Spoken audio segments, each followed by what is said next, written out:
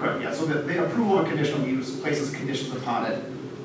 In my previous experience, it was, a 3 strikes you're out kind of situation, but it could be pulled at once, my understanding, if it's, habitually not kept. So then it would come back to the planning commission to rescind the conditional use. The item later on in the agenda defines some more specific regulations pertaining to conditional uses that I think will be helpful in the future that will have a more specific answer for that question, but currently the conditional use could be pulled if the terms of the condition are, not kept. Okay, do we have any other? This is the public section comment of it, so if you want to, the discussion can happen at the public hearing if we're going to spend other time for it. So, any questions to get can handle later is all I'm suggesting, so different comments. 2 minutes.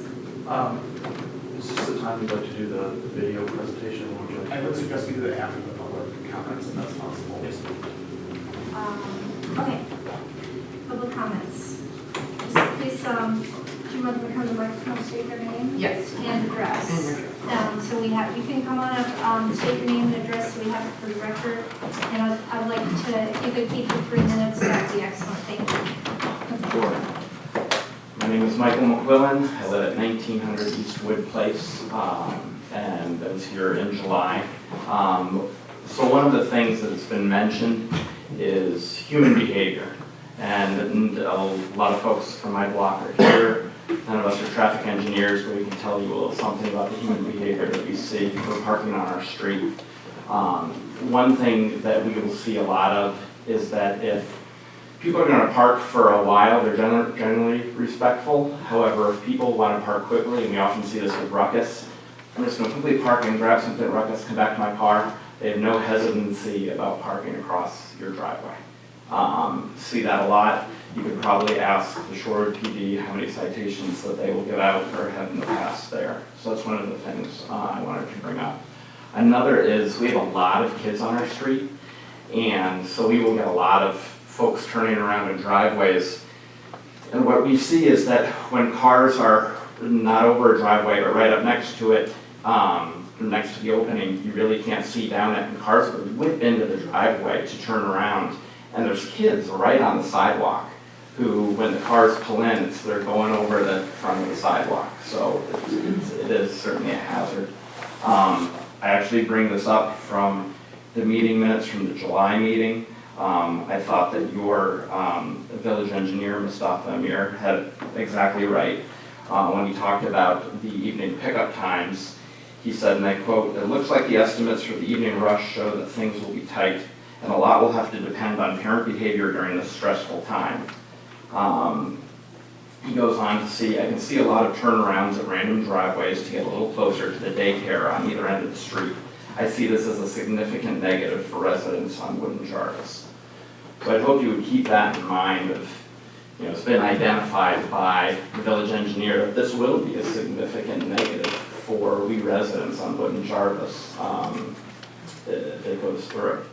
I think the last thing I'd like to bring up, and it was just brought up here, is that if there's no enforcement, it relates back to human behavior. If there's no enforcement for employees to park in this off-site lot to get a bus in, I ask all of you, if it's 0 degrees out in the winter, you're already running a little late for work.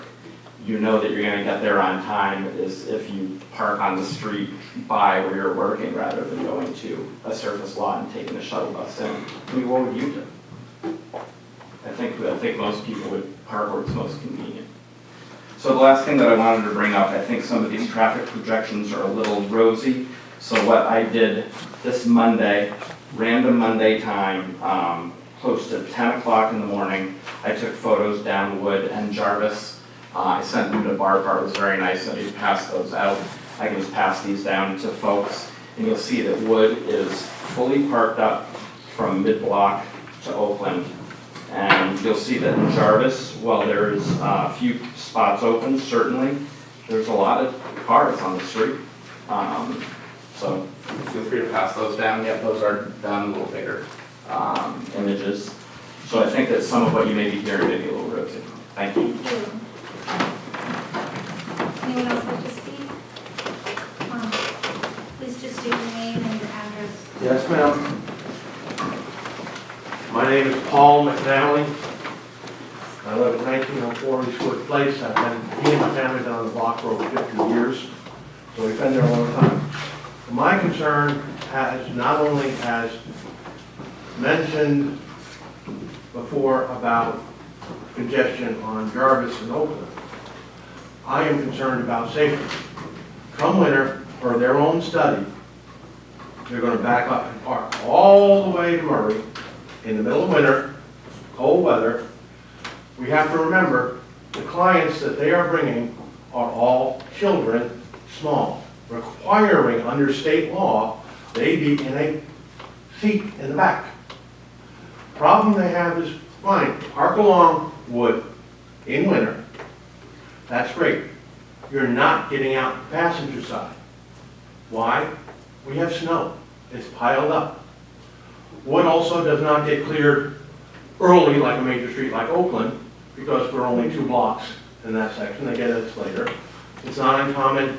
Middle of the day, after the day, we have plowed-in driveways. What I'm concerned is even if an adult is taking the child out driver's side, and this applies also on Oakland even more, you have a problem with them trying, how are they even getting to the sidewalk? Because all driveways may be full of snow at the time. They've got to walk, it's cold, especially if they were carrying an infant. I don't see them parking on Murray, I'll be my own opinion. But it has a serious safety, and in addition, Wood and Jarvis, when we have our parking, whether it's one or the other, it's extremely tight.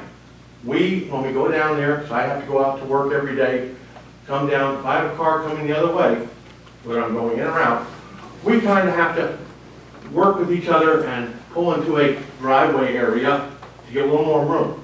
You add the snow, you add mothers, potentially multiple, having their car doors open, trying to get the infants out, and you've got a problem. We've got too much traffic potential. I also disagree with their estimate of, all right, we're going to chase out the squatters from our lot. 50% are going to manage to run somewhere else.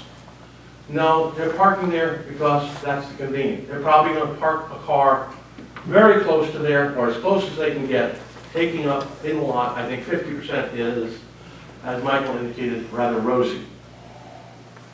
I think it's a good idea somewhere, but given that's probably the worst intersection in Shorewood for traffic at 5 p.m., and it's pretty bad in the morning too, don't get me wrong, it's not the right place for that, so I recommend that we do not approve the conditional use for the reasons I stated and many reasons that have already been stated by others.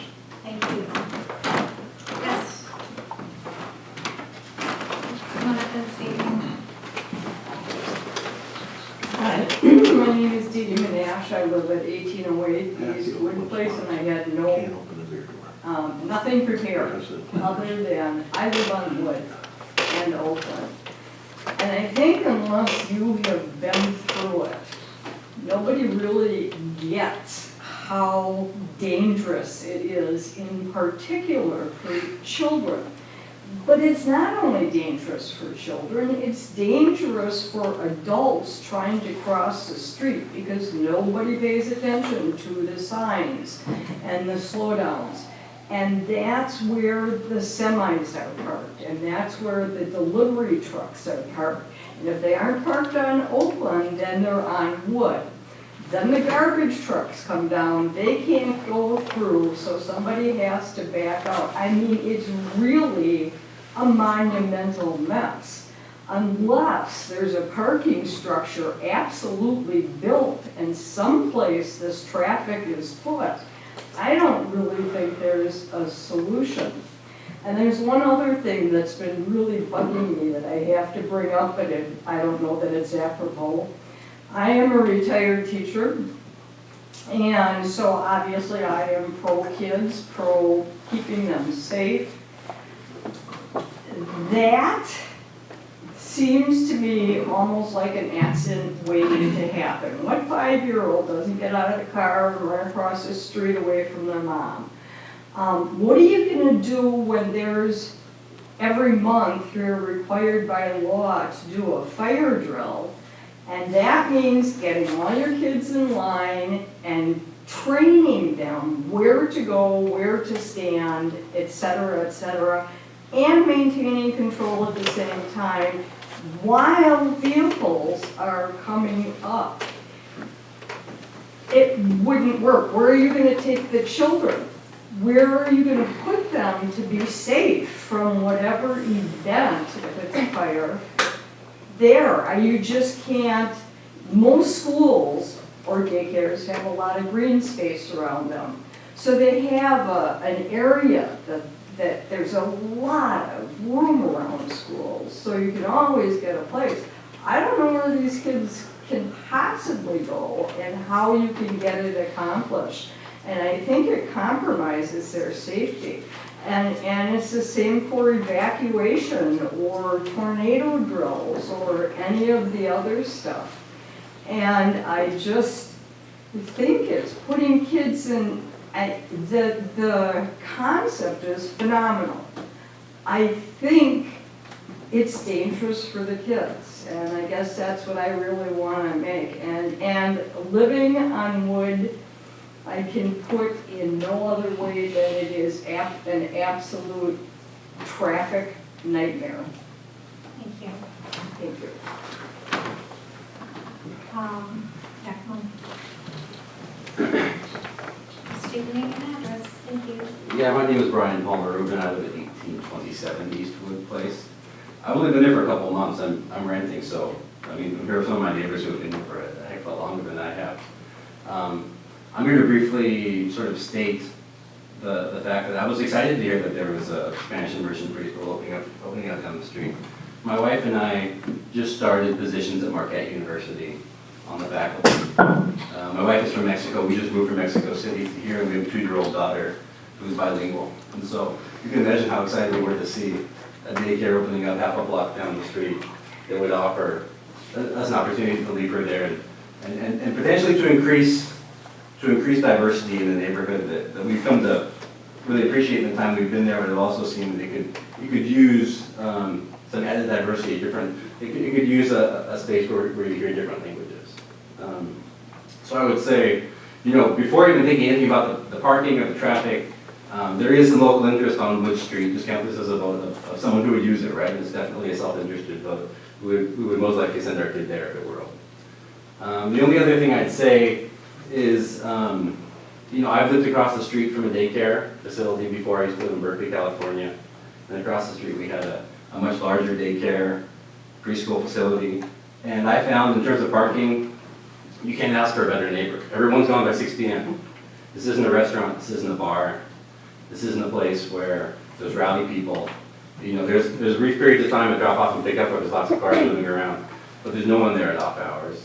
And so, I was quite surprised, to be honest, to hear that some of my neighbors were so vehemently opposed to this project. I thought, I understand, Berkeley, California, San Francisco, Mexico City, Boston, where else we've lived, standards for what constitutes unbearable traffic burdens are different in different cities, and in Shorewood, maybe that bar is a little bit lower for what constitutes gridlock traffic or unbearable traffic burdens, but I would see this as a net positive in a building that has been vacant for a number of years, as I understand.